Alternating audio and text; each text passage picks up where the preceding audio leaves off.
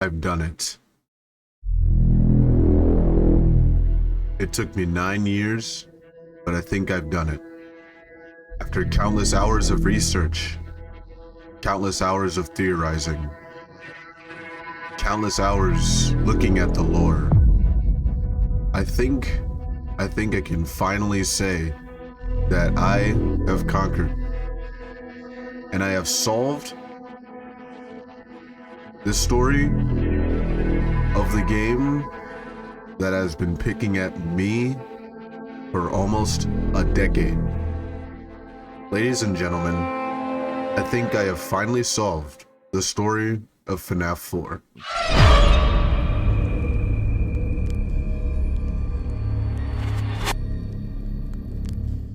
We'll start with William. He was a father of 3 children, and he became a master of manipulation early on.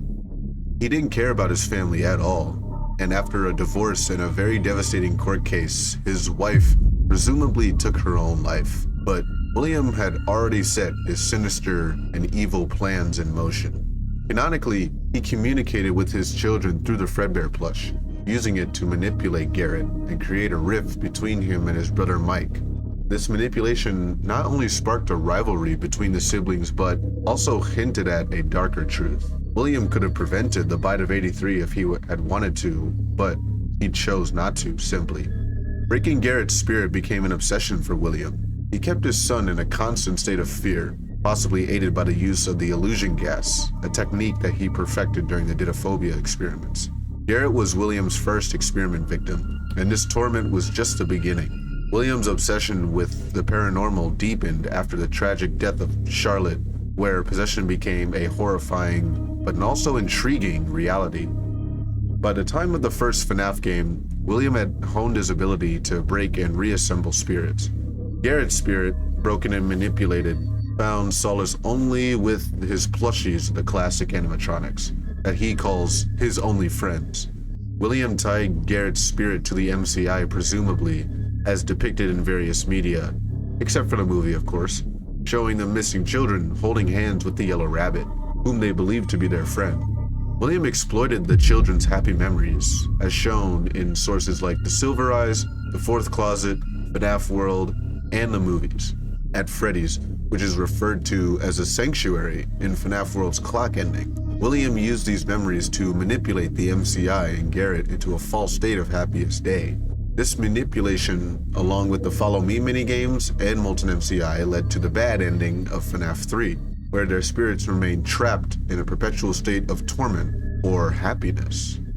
Speaking of which, let's move on to Garrett, because his story is the next piece in this very convoluted puzzle of manipulation and deception. But it won't be told by me. I'm gonna have someone else tell it. He's a good friend of mine, and you've probably seen him before. Take it away. To understand Garrett's story, we must delve into the depths of the FNAF timeline, back to the earliest events depicted in the minigames. You may know him as the Crying Child, but recent revelations, particularly from the FNAF movie, unveil his true identity, Garrett, the younger brother of Mike. Garrett's journey is quite a sad one woven with threads of guilt and lies. Like his siblings, Mike and Elizabeth, and his father, William, Garrett's role is pivotal in the grand scheme of events. And as we piece together the pieces, no pun intended, of his story, a picture becomes clear. It all begins with Garrett's abduction and demise at the hands of his own father, William Afton. Kidnapped and killed at Freddy Fazbear's Pizza, Garrett's spirit lingers within its haunted walls. This is in the movie, not the games. Trapped in a perpetual cycle of fear and longing, this revelation sheds new light on the FNAF lore, highlighting William's sinister manipulation of spirits and the depths of his depravity. Throughout the FNAF movie, Mike is haunted by guilt-ridden dreams, plagued by visions of his lost brother, and the unanswered questions surrounding his disappearance. Vanessa, a key figure in Mike's quest for truth, guides him through his nightmares, leading him to the ultimate revelation. William Afton, the reason for their family's tragedy. As Mike confronts his inner demons, he is confronted by the specters of the missing children, taunting him with cryptic messages and haunting memories. But perhaps the most poignant moment comes when the spirit of the blonde child, Blondie, who possesses Golden Freddy, confronts Mike with a chilling truth. His quest for answers is not driven by a desire for justice, but by a desperate yearning to change the past, to undo the horrors inflicted upon his brother. In a reoccurring dream, Mike finds himself chasing after a car, a futile attempt to rewrite history and save Garrett from his tragic fate. But no matter how fast he runs, the car remains out of reach, a cruel reminder of his inability to alter the course of destiny. This translates to the games, albeit with some changes, as both the role of Garrett and Mike stay the same narratively. Speaking of Mike, let us turn our attention to another pivotal figure of the FNAF franchise. Join me as we explore the next part of this theory, the story of Michael Afton.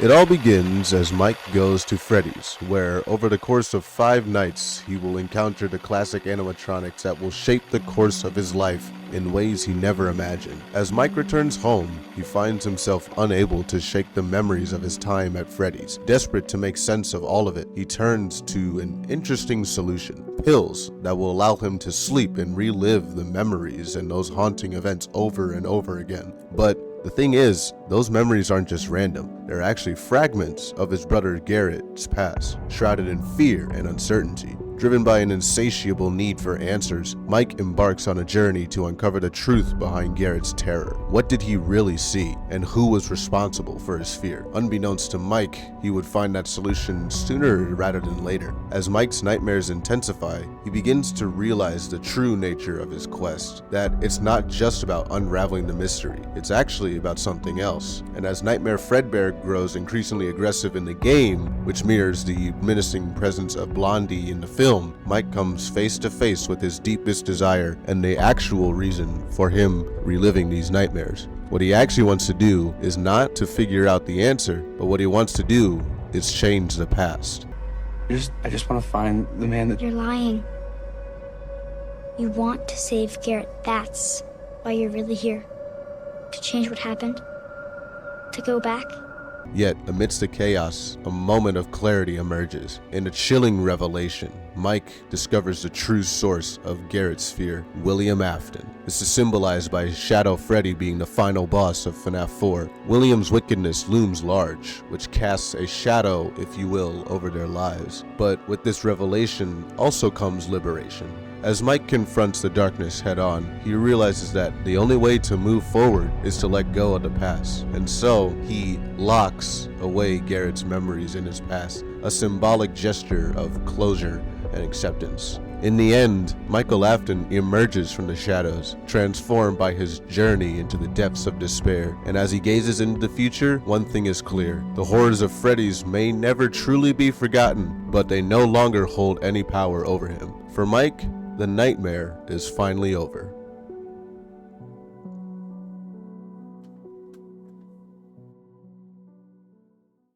Now we finally arrive at the one mystery that has haunted FNAF fans for nearly an entire decade.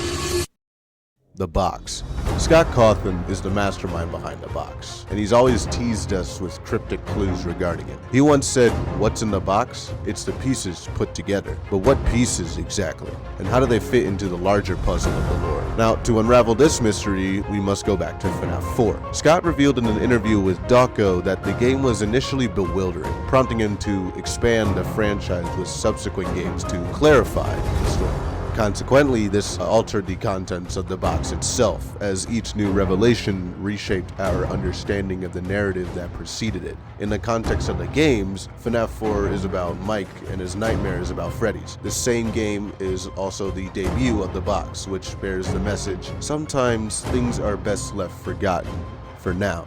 But what does it mean to forget? In the movie, Mike grapples with the similar situation with the nightmares about Freddy's, striving to uncover the truth behind his brother's torment. However, his motivations are called into question by the blonde kid, who discerns that Mike may not be telling the full truth, and that his true desire lies not in unraveling the past, but in changing it. Upon confronting the source of Garrett's fear and anguish, William Afton, Mike faces a pivotal decision. He chooses to release himself from the shackles of the past, symbolically locking away the memories of Garrett's suffering. This act of closure mirrors the sentiment expressed by the box. Sometimes it's best to let memories lie dormant, at least for the present. The parallels between the games and the films, thematically, add layers of complexity to this interpretation and a little bit of a clarification. While William's role is substituted by the figure of Shadow Freddy, and the specifics of Mike's nightmares differ between the films and the games, the overarching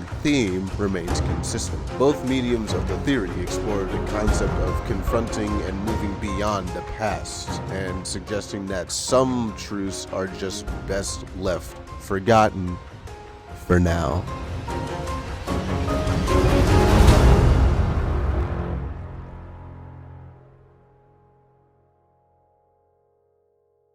Anyways, that's just my take on it. This theory took me like almost 8-9 years to make. Thank you guys for watching. If you did watch, if you didn't, no problem. Hopefully you can watch it later. Thank you. Huge shout out to Glitchxiety for the collab and recording the Garrett portion of the script. That was really very well done. Awesome. Go check out his channel, which I'll put on screen right here. And thank you to MrDinoNugget for the animation at the beginning. And yeah, if you like the theory, feel free to leave a comment, your thoughts, any feedback you have, and I will see you guys in the next video. Peace out. Nice and silky smooth.